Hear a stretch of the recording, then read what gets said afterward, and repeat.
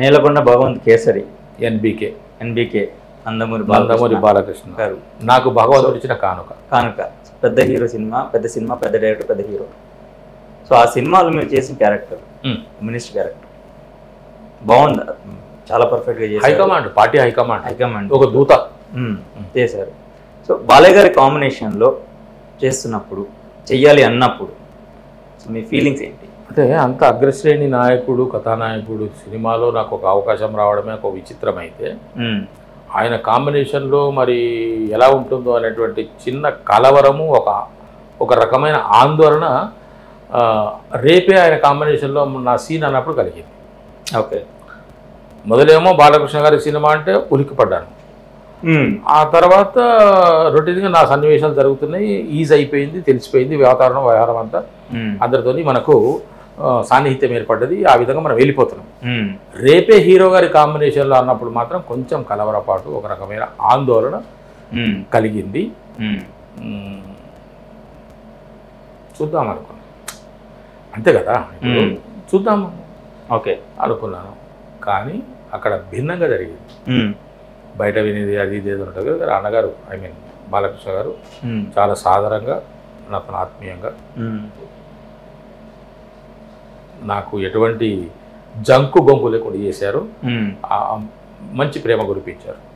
అల్లి రావుపూడి గారు కానీ, బాలకృష్ణ గారు కానీ, వాళ్ళకు సదా నమస్సులు. బాలకృష్ణ గారు మీరు అన్నట్టు దగ్గరగా చూస్తేనేమో ఇంత గొప్పగా చెప్తారు, దగ్గరగా చూడని వాళ్ళు మాత్రం ముక్కోపి, కొడతారు, ఇలాంటి పదాలు వినిపిస్తాయి. అంటే రేపే సీన్ అన్నప్పుడు ఇలాంటివి ఏమన్నా మీ బ్రెయిన్లో తిరిగా, లేకపోతే ఇంకా వేరే ఆలోచన? అదే మీరు అన్నారు కదా, దగ్గరగా చూడని వాళ్ళు అన్నారు కదా, దగ్గరగా చూడని వాడికి ఏం తెలుస్తుంది? వాడెవడో అక్కడ అలాగ జరిగిందట, ఇక్కడ ఇలాగ జరిగిందట అని విన్నదాన్ని వాడు దానికి ఇంకా వాని మేధస్సును కూడా తోడు చేసి ఇంకొకటి దానికి యాడ్ చేసి వదిలేవాడే కానీ ప్రత్యక్షంగా చూసిన వాళ్ళకి కదా దాని సంగతి తెలిసి. ఇప్పుడు పరోక్ష అతను గురించి విన్నప్పుడు విన్నవి వేరు, మరి నేను ప్రత్యక్షంగా అనుభవించింది వేరు కదా. చూడకుండా చెప్పకూడదు కదా ఏది. సరే, చూసినప్పుడు కూడా ఒకటి జరిగింది. ప్రతి మనిషికి ఒక మూడు అంటూ ఉంటుంది కదా సార్. కోపతాపాలు ఉంటాయి, ఆవేశాలు ఉంటాయి, ఆనందాలు ఉంటాయి, విచారాలు ఉంటాయి. విసుగ్గా ఉన్నప్పుడు, చిరాగ్గా ఉన్నప్పుడు మనం పలకరిస్తే ఎవరికైనా కోపం వస్తుంది. అంటే జరిగిందో లేదు నేను చెప్తున్న విషయం. ఇప్పుడు నేను మీతో హ్యాపీగా మాట్లాడుతున్నాను మీరు అనుకుంటారు, నేను వచ్చినప్పుడు ఎంత చిరుపురులు ఆడుతున్నా, నేను ఆకలితో ఉన్నప్పుడు ఆకలి మీద నేను మధ్యాహ్నం ఆకలి లేదు నాకు. షూటింగ్ నుంచి వస్తున్నా, మధ్యాహ్నం ఆకలి లేదు. ఇక్కడికి వచ్చిన తర్వాత ఆకలేసింది. ఏం చేయాలి ఇప్పుడు? ఇక్కడ తింటాను అంటే వాళ్ళు ఏమనుకుంటారు? ఇవన్నీ నాకు అలాంటి. ఇప్పుడు కూల్ అయిపోయారు మనం. ఇప్పుడు సినిమా రంగం సార్, ఇది ఒకటి ఉంటే 10 అంటారు, 10 ఉంటే 1000 అంటారు. సో బాలయ్య గారి గురించి మీ మైండ్లో కంప్లీట్ పాజిటివ్, ప్రేమభావకం, ప్రేమపూర్వకమైనటువంటి భావన నాకు ఆయన అంటే. మళ్ళీ ఎప్పుడు కలుస్తానా అని అనుకుంటున్నా బాలయ్య గారిని, సినిమా పరంగా కానీ ప్రైవేట్గా. ఒక్కోసారి ఎప్పుడైనా పిలిస్తే బాగుండని అనిపిస్తున్నది. సో నేను విన్నదాని ప్రకారం మీరు బాలయ్య గారు, బాబీ గారు కాంబినేషన్లో ఇప్పుడు జరుగుతున్న సినిమాలు మీరు చేస్తున్నారు అనేది నేను విన్నా. అది నిజమా అబద్ధమా? నన్ను ఇంకో 2-3 కూడా అడిగారు సార్. మరి వాళ్ళ ఆఫీసుల్లోకి వెళ్తే మరి వాళ్ళకి ఏమైనా తెలిసిందా? నేనైతే ఆఫీస్కి వెళ్ళలేదు, ఎక్కడ కలవలేదు. ఉంటుందేమో నేను కూడా అనుకుంటున్నాను, మరి తెలియదు సార్. నేను ఎవరికి కలవలేదు సార్. ఆ సినిమాకే కాదు, ఏ సినిమాకి కలవలేదు. కానీ నాకు అవకాశాలు వస్తున్నాయి, నాకు సరిపడే అవకాశాలు వస్తున్నాయి సార్. ఇప్పుడు 4 రొట్టెలు తినే నాకు 8 రొట్టెలు ఇస్తే నేను ఏం చేసుకోవాలి? 4 అయిపోయినాకనే 5వ తిందాం కదా. అట్లా అని చెప్పేసి నాకు ఒకదాని వెంట సినిమాలు వస్తున్నాయి, నా ప్రాణానికి అవి చాలు. కానీ ఒక పాత్ర నువ్వు చేయాలి అని ఒక దర్శకుడు అని అనుకుంటే అటువంటి పాత్ర నాకు ఇస్తే, దర్శకుడు ఎవరైనా కావచ్చు సార్. దర్శకుడు అనే 4 అక్షరాలు మామూలు విషయాలు కావు సార్, మామూలు అక్షరాలు కావవి, అందరికీ రావు. కొంతమంది పట్టుకొని నేనే దర్శకుడు, సరే వద్దు. అయితే ఒక దర్శకుడు ఫలానా పాత్ర మురళీధర్ గౌడ్కు ఇవ్వాలి, అతని దగ్గర చేయించుకోవాలని ఎవరైనా నాకు ఒక పాత్ర ఇచ్చి చేస్తే ఆ దర్శకుడిని 100% సంతృప్తి పరచగలనటువంటి నమ్మకం నాకు. దానికోసం నేను ఎంతైనా కష్టపడతాను. ఆయన నుంచి నేను మంచి మెప్పు పొందాలి అనేటువంటి కోరిక. వస్తే చేస్తాను, లేకుంటే లేస్తారు. అది కూడా తాపత్రయమేం కాదు. ఒకవేళ వస్తే నేను బాగా విన్నది అంటే, నాకు బాగా తెలిసిన వాళ్ళు చెప్పిన విషయం ఏంటంటే, డీజే టిల్లు తర్వాత సార్ మీకు చాలా క్యారెక్టర్స్ వస్తాయి, చాలా ఆఫర్స్ వస్తాయి అని మీతో అంటే, మీరు చెప్పిన సమాధానం మన ఎంట్రీ లేట్గా కదండి, మనకేం క్యారెక్టర్స్ వస్తాయా, నాకు పెద్ద నమ్మకం లేదు, ఏదో వస్తే చేస్తాం అన్నారట మీరు. అవును. కట్ చేస్తే తర్వాత వరుసగా ఆఫర్స్. అదే గోవింద్ గారు, ఆఫర్స్ అంటే పప్పన్నాలు వస్తున్నాయి.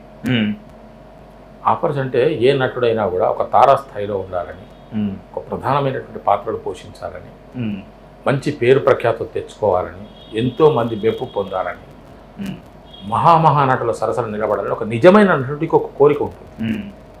నిజమైన నటుడు చాలామంది ఉంటారు, నిజమైన నటుడు వేరే ఉంటాడు. నటన అంత ఈజీ కాదు సార్. నటన అనేది ఈజీ కాదండి.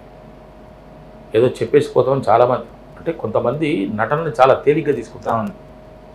నాటకాలు ఈజీ. నువ్వు దాన్ని పట్టుకుంటే నీ పాత్ర అది ఇంతుండొచ్చు. ఆ పాత్ర విలువ నీకు తెలుసుకుంటే నువ్వు చేయవలసింది బోలెడు ఉంటుంది దాంట్లో. కానీ కొంతమంది క్యాజువల్గా చేసుకుంటారు, క్యాజువల్గా తీసుకుంటారు. అలా కాదు. అందుకని అటువంటి పాత్ర ఒకటి వచ్చింది అని అంటే దాన్ని ఎంతకైనా తీసుకుపోవచ్చు. అటువంటి అవకాశం నాకు రావాలని కోరుకుంటున్నాను. దానికోసం నేను తాపత్రయపడటం లేదు. అటువంటి వస్తే చేద్దాం. సో ప్రస్తుతం చేసిన సినిమాలు ఏంటంటే 6, 7 సినిమాలు కంప్లీట్ అయి ఉన్నాయి, రిలీజ్కి రెడీగా ఉన్నాయి. అంటే రిలీజ్కి రెడీగా ఉన్నాయి. అవుతాయో కాదో తెలియదు. ఓకే. 7 సినిమాలు ఇప్పుడు రెడీగా, 6, 7 రెడీగా ఉన్నాయి, చేశాను కంప్లీట్ అంటున్నారు. అవుతాయో కాదో తెలియదు. ఎందుకంటే ఫస్ట్ కాపీ సిద్ధంగా మరి చాలా రోజులు అయింది.